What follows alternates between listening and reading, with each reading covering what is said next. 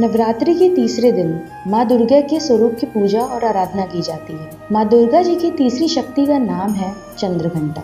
माँ चंद्रघंटा का स्वरूप शांतिदायक और कल्याणकारी है।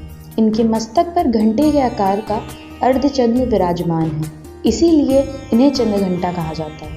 इनके नाम का अर्थ है चंद्र मतलब चंद्रमा और घंटा मतलब घंटे के समान। बाघ पर सवार माँ चंद्रघंटा के शरीर का रंग स्वर्ण के समान चमकीला है। उनके 10 हाथ हैं और हर हाथ में अलग अलग शस्त्र हैं। इनके गले में सफेद फूलों की माला है और सर पर रत्न जड़ित मुकुट सुशोभित है। माँ चंद्रघंटा युद्ध रूप में विराजमान रहती हैं। माँ चंद्रघंटा की पूजा करते समय सबसे पहले माँ को शुद्ध जल और पंचामृत से स्नान कराएं।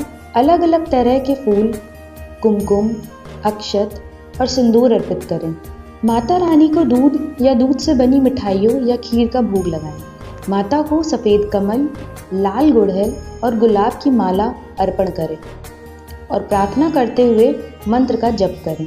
माता रानी को लाल रंग बहुत प्रिय है, इसीलिए पूजा के समय लाल रंग के वस्त्र पहनें। इससे माता प्रसन्न होती हैं और आशीर्वाद देती हैं। माँ चंद्रघंटा की पूजा करने से साहस के साथ सौम्यता और विनम्रता में वृद्धि होती है। बहुत समय पहले महिषासुर नामक एक राक्षस का आतंक बढ़ गया था। उसके आतंक से हर जगह हाहाकार मच गया था। भगवान द्वारा बल से महिषासुर बहुत ही ज्यादा शक्तिशाली बन गया था।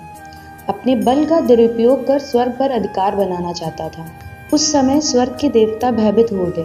स्वयं इंद्रदेव भी चिंतित हो उठे। महिषासुर स्वर्ग का सिंहासन पाना चाहता था। उस समय स्वर्ग के सभी देवताओं ने ब्रह्मा जी के पास जाकर सहायता मांगी। ब्रह्मा जी ने कहा, इस समय महिषासुर को परास्त करना आसान नहीं है, इसके लिए हमें महादेव की शरण में जाना पड़ेगा। उस समय सभी देवता पहले जगत के पालनहार भगवान विष्णु के पास गए और उनसे सहमति लेकर महादेव के पास कैलाश पहुंचे। इंद्रदेव ने आप बीती महादेव को सुनाई। इंद्रदेव की बात सुनकर महादेव क्रोधित होकर बोले, इसके लिए उसे दंड अवश्य मिलेगा। भगवान विष्णु और ब्रह्मा जी भी क्रोधित हो उठे और उनके क्रोध से एक तेज प्रकट हुई। यह तेज यानी उनके मुख से प्रकट हुई। इसकी ऊर्जा से एक देवी प्रकट हुई। उस देवी को शिव जी ने अपना त्रिशूल और भगवान विष्णु ने अपना सुदर्शन चक्र दिया। इंद्रदेव ने घंटा प्रदान किया। इस तरह सभी देवताओं ने देवी माँ को अपने अस्त्र शस्त्र दिए। तब माँ चंद्रघंटा ने त्रिदेव से आज्ञा लेकर महिषासुर को युद्ध के लिए ललकारा।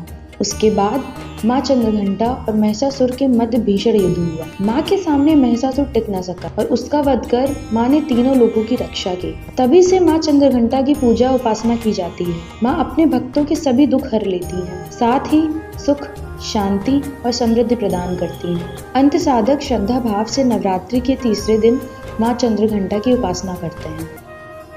तो आनंद लीजिए भक्ति की समृद्ध धारा का और जुड़िए दिव्य सुधा के साथ और हमारे चैनल को सब्सक्राइब करना ना भूलें।